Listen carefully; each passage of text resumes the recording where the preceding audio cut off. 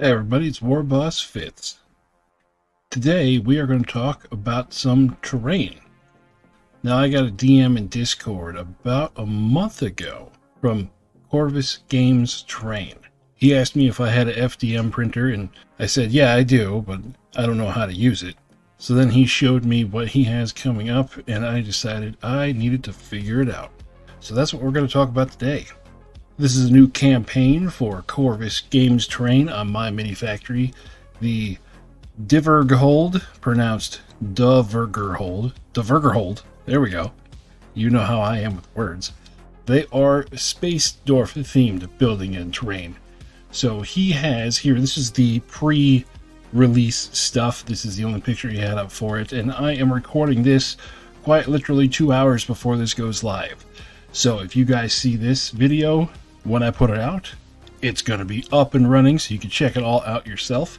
I have the links for this and his My Mini Factory page down in the description. So before we jump into this, I just want to also say, not only does he have this coming out, but also has some other terrain. Like here we have the Stratum Commonwealth for a greater good. Definitely Tau themed terrain. We have Mega Fortuna. And this is how his terrain is. It's just modular and goes together nicely, stacks on top of each other. And here is Tycho Starport, again, same thing. A bunch of different modular terrain that you can slap together. And then here's the store page, which right now, if you want a little taste of what is in this pack, you could check out the Dvergrhold Mining Company free samples.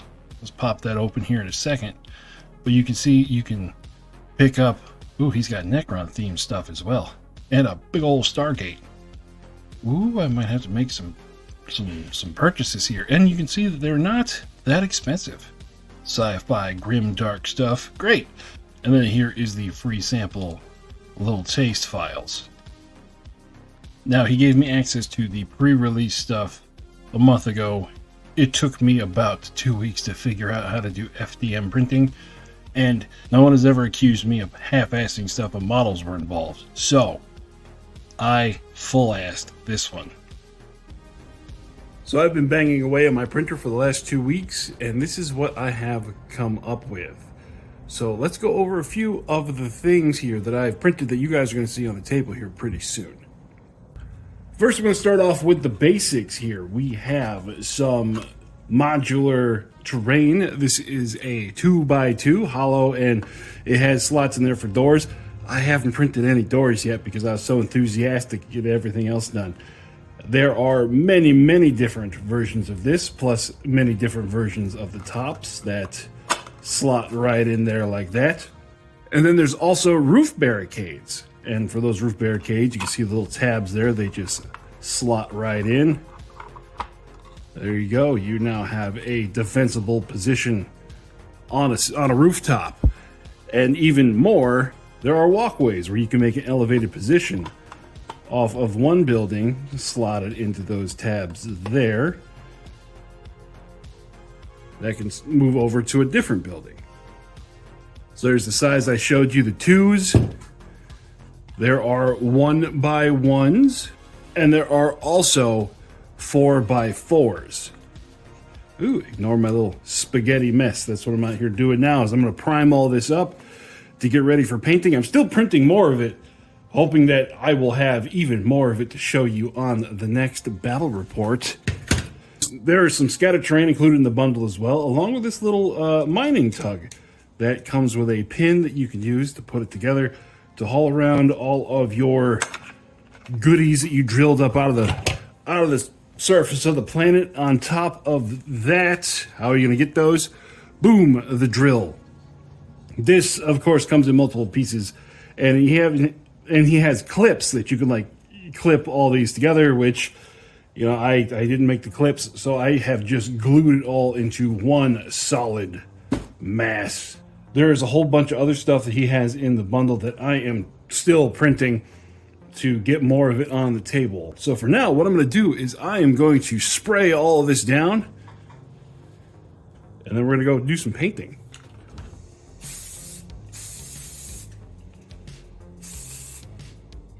Now that we've got our big old box of stuff spray painted with our trusty flat gray primer, now let's go inside, put on some color. All right, here we are back down in the basement, and I have some of the scatter terrain done. Look, you see you get these containers, and then you get these that go inside of the containers. Ooh. And then we got some long power cores, some short power cores. Somewhere in here I have a couple of vat tanks. Somewhere I kind of just threw it all up here. Now for these buildings, I want to have like a metallic concrete look, and you can tell I didn't really prime them that great because I know that they're going to get so many layers of paint. So I'm going to clear some stuff off, and then we're going to do some painting.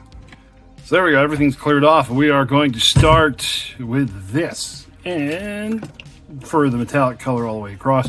You could use cheap craft paint for this, like I got here, this silver. We're just gonna give everything a dry brush of it, or more like a wet brush, just to make sure everything is silver.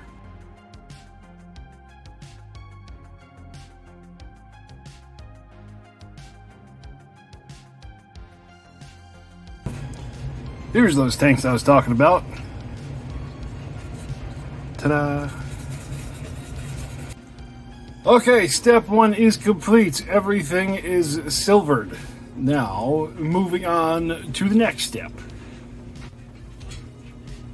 Now, this step, we are going to be doing most of the stuff in a pewter gray, because it's kind of going to be like ferrocrete, I guess. I don't really know what ferrocrete's made of, but I assumed it's going to be gray. And then we're going to have some splashes of clover, truffle, green, just for, you know, panels and things like that. And then, of course, they are still dwarves, so there's going to be some gold mixed in. And then for this step, I'm just going to go for it. This is going to take forever because I'm just going to be kind of throwing the colors in haphazardly. So we'll be back when that is complete. So here's all the parts all done up. I kind of wanted to keep it clean in the beginning, but, you know, I just can't help myself. I decided that rusted and busted, that's the way to go, except for some pink crystals over here. Yeah, this is how it looks now. Everything is still wet, so we are going to give it some time to dry and see what it looks like out on the table. So here it is. My couple weeks of printing has produced me this, my wonderful little mining compound. We got the tug moving around with some crystals sticking out of the ground, and then we have our little storage areas over here. And then a building, which I haven't finished the roof on yet, to hold some containers of who knows what. So yeah, it all came out pretty cool. So overall, the experience that I had printing, putting together, and painting all this terrain was great. And if you guys are looking for some terrain that you can take apart and put back together to your heart's content in many different configurations, check this out. Like I said before, link in the description. I know I'm going to be printing more of it because I think it looks great. And I'm going to be picking up some of his other collections as well. So look for the Corvus Games terrain stuff coming in future battle reports and stuff I have on the channel. Overall, I'm going to give this collection an A+. Corvus, you did great work on this, and I can't wait to see what you come up with next. So that'll do it for me for today, guys. I'm going to get back in the basement and print and paint some more. And I'll talk with you later. Bye-bye.